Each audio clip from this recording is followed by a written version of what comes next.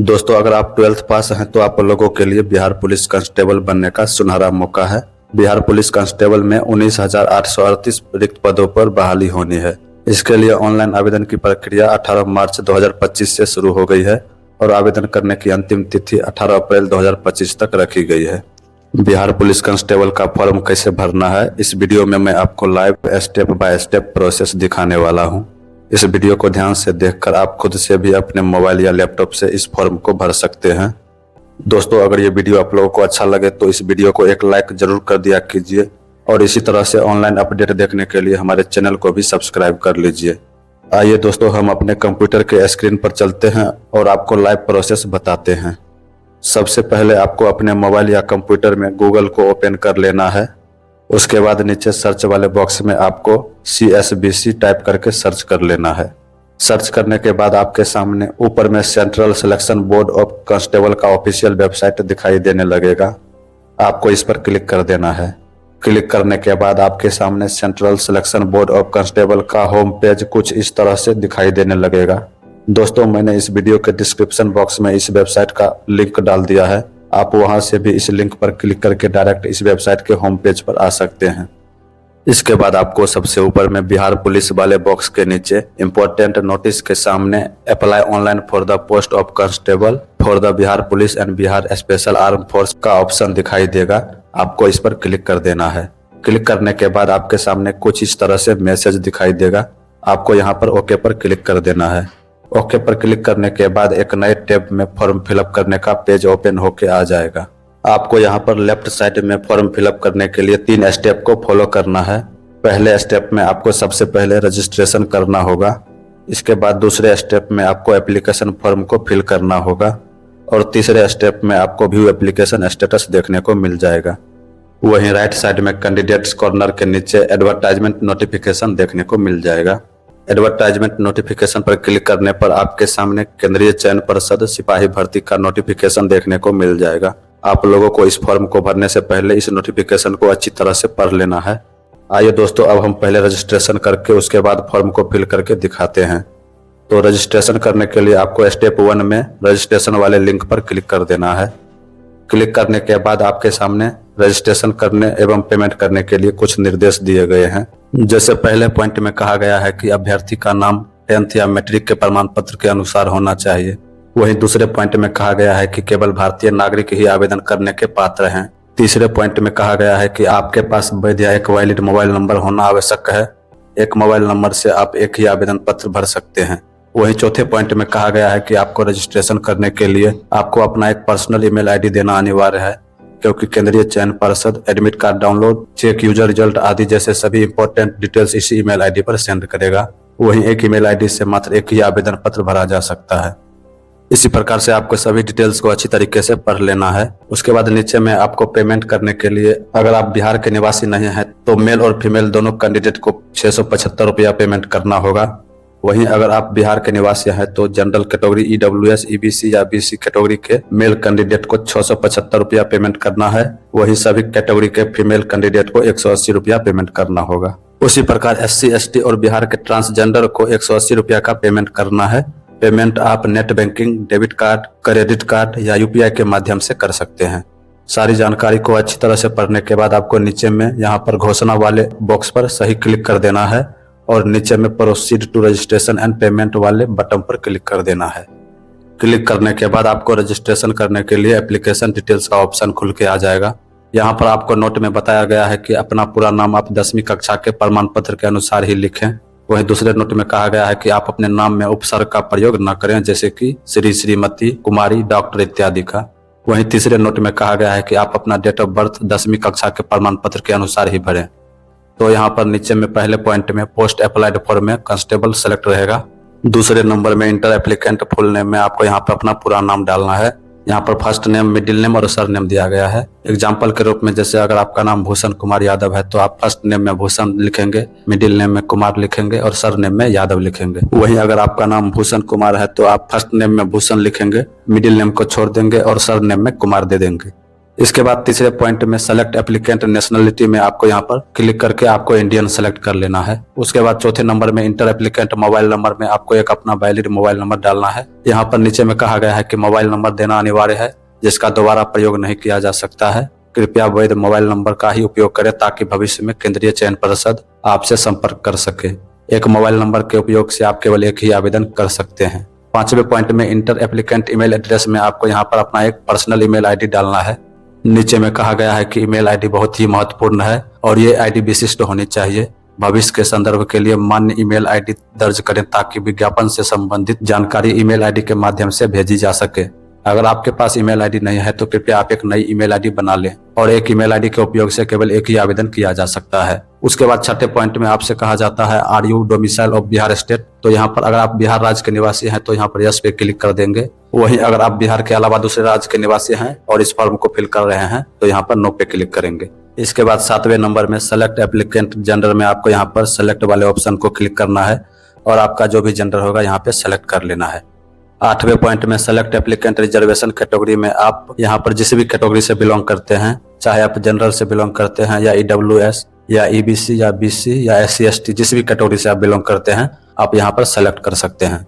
दोस्तों यहाँ पर आपको सिर्फ कैटेगरी को सेलेक्ट कर लेना है और यहाँ पर आपको इसका डॉक्यूमेंट अपलोड नहीं करना है। इसका डॉक्यूमेंट आपको जब आप रिटन एग्जाम पास करके, फिजिकल एग्जाम पास करके जब डॉक्यूमेंट वेरिफिकेशन करवाएंगे तब आपसे इस सर्टिफिकेट को मांगा जाएगा।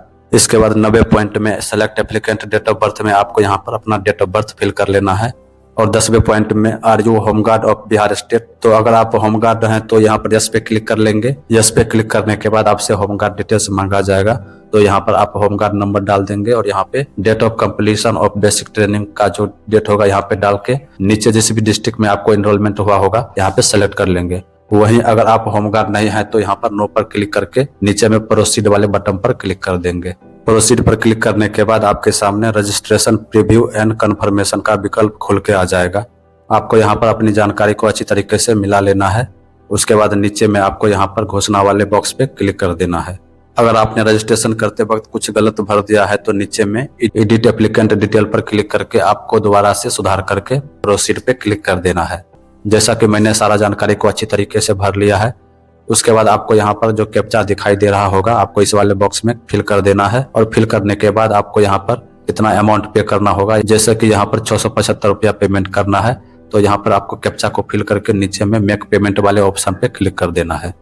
मेक पेमेंट पर क्लिक करने के बाद आपके सामने एक मैसेज शो होगा, यहाँ पर आपको ओके पर क्लिक कर देना है। ओके पर क्लिक करने के बाद आपके सामने एक बार फिर से मैसेज आएगा, यहाँ पर आपको फिर से ओके पर क्लिक कर देना है। क्लिक करने के बाद आपके सामने पेमेंट करने के लिए SBI ई-पे का पेज ओपन होके आ जाएगा। यहाँ पर आपको पेमेंट करने के लिए बहुत ऑप्शन दिए गए हैं। पहले ऑप्शन में आप डेबिट कार्ड या क्रेडिट कार्ड से पेमेंट कर सकते हैं। इस ऑप्शन को सेलेक्ट करने के बाद यहाँ पर आपको ऊपर में कार्ड नंबर डालना है और नीचे में name of the card holder में आपको कार्ड होल्डर का नाम डालना है और उसके बाद यहाँ पर एक्सपायरी डेट में आपको एक्सपायरी डेट और ईयर को डाल के नीचे में CVV कोड को डाल के पे नाउ पे क्लिक कर देना है। अगर आप इंटरनेट बैंकिंग से पेमेंट करना चाहते हैं तो यहाँ पर आपका जिस भी बैंक में अकाउंट है उस बैंक को सेलेक्ट करके उसका यूजर ID और पासवर्ड डालकर नीचे पे नाउ पर क्लिक करके पेमेंट कर सकते हैं। जैसे मुझे UPI से पेमेंट करना है तो आप नीचे में UPI पर क्लिक कर देंगे। क्लिक करने के बाद आपके सामने UPI से पेमेंट करने का 2 ऑप्शन दिखाई देगा। अगर आप UPI ID से पेमेंट करना चाहते हैं तो पहले वाले बॉक्स पर क्लिक कर देंगे और नीचे वाले बॉक्स में आप UPI ID डालकर वैलिडेट UPI ID पर क्लिक कर देंगे। इसके बाद नीचे में आपको पे नाउ पे क्लिक कर देना है। वही अगर आप UPI QR कोड से पेमेंट करना चाहते हैं तो आप UPI QR कोड वाले ऑप्शन को सेलेक्ट कर लेंगे। सेलेक्ट करने के बाद आपको नीचे में पे नाउ पर क्लिक कर देना है। क्लिक करने के बाद आपके सामने UPI QR कोड ओपन होके आ जाएगा। इसके बाद आप अपने मोबाइल में जो भी UPI एप्लीकेशन चलाते हैं, चाहे पेफोन या गूगल पे या पेटीएम, आप जिस भी थर्ड पार्टी UPI एप्लीकेशन को चलाते हैं आप उससे इस QR कोड को स्कैन करके पेमेंट कर देंगे। पेमेंट सक्सेसफुल होने के बाद आपके सामने रजिस्ट्रेशन स्टेटस कंफर्म दिखाएगा और यहाँ पर आपको रजिस्ट्रेशन ID भी मिल जाएगा। ये ID आपके मोबाइल नंबर पर भी मैसेज के द्वारा प्राप्त हो जाएगा। यहाँ पर आपको you have successfully filled the registration form and payment has been received का मैसेज आ जाएगा। अगर आप यहाँ पर पेमेंट का रिसिप्ट प्रिंट करना चाहते हैं तो यहाँ पर क्लिक है टू डाउनलोड पेमेंट रिसिप्ट पर क्लिक कर देंगे। यहाँ से आपका पेमेंट रिसिप्ट डाउनलोड हो जाएगा। इसके बाद आपको फॉर्म को पूरी तरह से भरने के लिए आपको नीचे में proceed to fill application form पर क्लिक कर देना है। क्लिक करने के बाद आपके सामने ऊपर में पॉपअप में एक मैसेज शो होगा, आपको यहाँ पर ओके पर क्लिक कर देना है। क्लिक करने के बाद आपके सामने ऑनलाइन आवेदन पत्र भरने के लिए कुछ निर्देश दिए गए हैं। आपको इसे अच्छी तरह से पढ़ लेना है। पढ़ने के बाद आपको नीचे में घोषणा वाले बॉक्स पर सही क्लिक कर देना है और यहाँ पर नीचे में proceed to fill application form वाले बटन पर क्लिक कर देना है। क्लिक करने के बाद आपके सामने ऊपर में एप्लीकेंट डिटेल खुल के आ जाएगा। नीचे में पोस्ट प्रेफरेंस वाला ऑप्शन दिखाई देगा। आपको पोस्ट प्रेफरेंस 1 में आपको यहाँ पर सेलेक्ट प्रेफरेंस 1 वाले बॉक्स पर क्लिक कर देना है और यहाँ पर पहले ऑप्शन में आपको यहाँ पर बिहार पुलिस या बिहार स्पेशल आर्म फोर्स आप जो भी सेलेक्ट करना चाहते हैं सेलेक्ट कर देंगे। उसके बाद आप दूसरे प्रेफरेंस को भी सेलेक्ट कर लेंगे। उसके बाद नीचे में यहाँ पर आपको पहले पॉइंट में इंटर फादर नेम में आपको यहाँ पर अपने पिताजी का नाम डालना है। दूसरे पॉइंट में आपको यहाँ पर इंटर मदर नेम में आपको यहाँ पर अपनी माता का नाम डालना है। तीसरे पॉइंट में आपको यहाँ पर अगर आप मैरिड हैं तो मैरिड पे सेलेक्ट करेंगे, अगर आप अनमैरिड हैं या आप जिस भी कैटेगरी में आते हैं यहाँ पर सेलेक्ट कर लेंगे।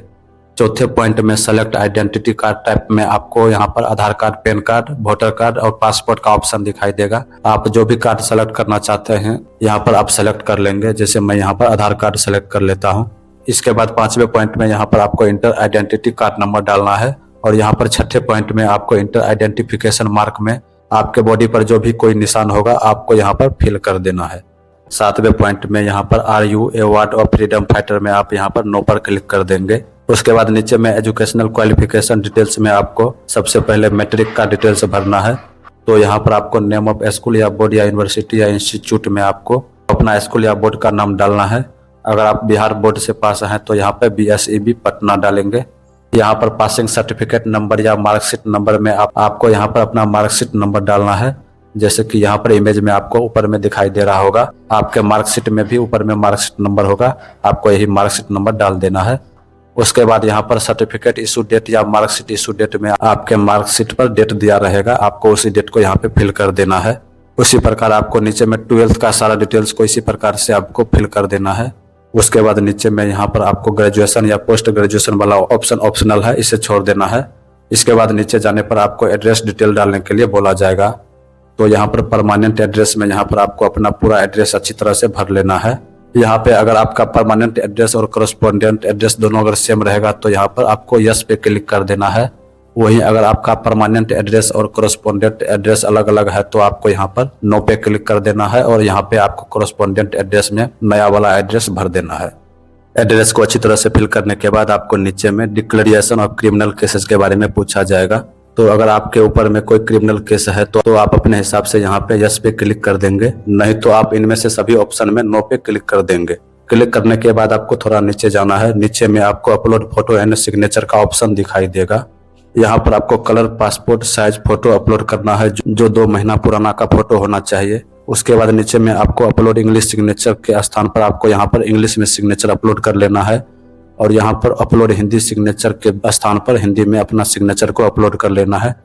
अपना फोटो और सिग्नेचर को अपलोड करने के बाद आपको नीचे में प्रोसीड वाले बटन पे क्लिक कर देना है। क्लिक करने के बाद आपके सामने एप्लीकेशन का प्रीव्यू एंड कंफर्मेशन का ऑप्शन दिखाई देगा। यहाँ पर आपको सारे डिटेल्स को अच्छी तरह से मिला लेना है।